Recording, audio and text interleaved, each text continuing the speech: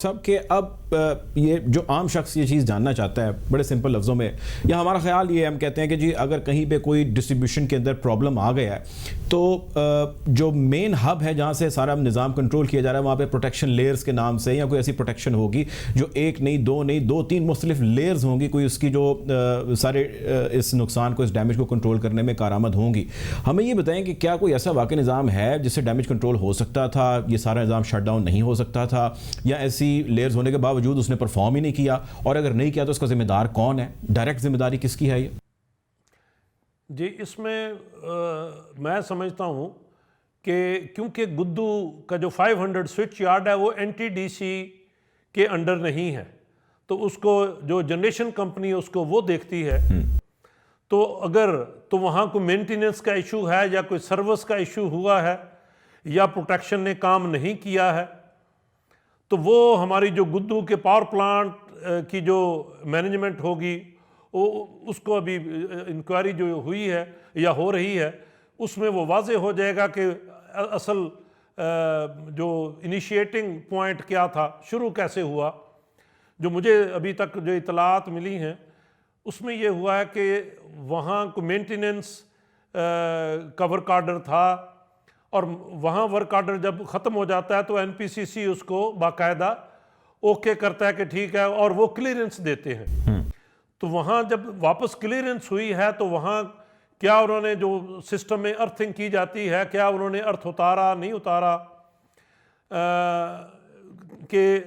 उसको, otherwise protection की layers तो हर सर्किट पे दो प्रोटेक्शन है, फिर उसकी बैकअप प्रोटेक्शन हम अंडर फ्रिक्वेंसी लोड शेडिंग से देते हैं, तो वो इंटरनेशनल स्टैंडर्ड के मुताबिक है, उसमें कोई प्रॉब्लम नहीं। ठीक। और हमें सिर्फ ये जो मुझे समझ आती है कि वहाँ या तो ह्यूमन एरर हुआ जब कहीं जब ये लाइन वापस एनटीडीसी के हवाले की गई या इसको कमीशन किया गया या इसको दोबारा स्विचिंग के लिए इजाज़त दी गई सिस्टम ऑपरेटर को, तो वहाँ कुछ अभी इतलात जो हल्की छट्टी मुझे पता चली हैं कि गड़बड़ वहाँ से हुई है। लेकिन डॉक्टर साहब अगर तो ये ह्यूमन एरर है तो ये आपको लगता नहीं कि हमारे सिस्टम का फ्लॉ है कि हमारे पास एक ही लेयर है जिसमें ह्यूमन कोई एरर कर दे तो वो पूरा का पूरा मुल्क ही जो है वो दाव पे लग जाता है, सिक्योरिटी थ्रेट समेत पूरे मुल्क के अंदर ब्लैकआउट है और लाखों करोड़ों का, अरबों का बल्कि शायद नुकसान हुआ होगा पूरे मुल्क को। ऐसे ही है, अरबार रुपए का, आप करोड़ों की तो बात ना करें। अच्छा, तो सर ये बताएं, अब ये सारा मामला जो ज़्यादा लगता है ना वो गवर्नेंस का लगता है, थोड़ा सा ज़रा इसके बारे में बताइएगा। जो अभी हमारी टॉप नॉच है सारे सेक्टर की वो क्या कर रही है, क्योंकि हमारी जो इतलात हैं वो ये कहती हैं कि वो हेस्को है, फेस्को है, मैपको है, या जितने ऐसे सारे ऑपरेटिव हैं इन तमाम के चीफ या ज़्यादातर के चीफ जो हैं वो एडहॉक बेसिस पर यहाँ पर लगे हैं, कोई परमानेंट बंदा नहीं जो यहाँ पर बैठा हो। आपने एनटीडीसी को हेड किया, एमडी थे, और आप रेगुलर आई थिंक लास्ट थे, आपके बाद शायद अभी भी जो बंदे बैठे हैं वो एडहॉक पर ही, या आपसे पहले भी जो आ चुके हैं या आपके बाद जो आ चुके हैं वो एडहॉक पर हैं। ये क्यों एडहॉकिज्म चल रहा है और इसके जिम्मेदारान कौन है, डिसीजन मेकर्स कौन है, पॉलिसी मेकर्स कौन है, वो क्या कर रहे हैं और क्यों कर रहे हैं? जी, अब ये तो गवर्नमेंट बजाते खुद, मैं आपका एनालिसिस देना चाह रहा हूं सर, क्योंकि आपने इतना सा सर्व किया। जी, मैं तो सीधी बात करता हूँ, इसमें कोई दो राय है नहीं। अपॉइंटिंग अथॉरिटी जो है वो कंट्री का जो आप कह लें जो अकाउंटिंग अफसर है पूरे सेक्टर का, वो तो सेक्रेटरी होता है ministry of energy, power division.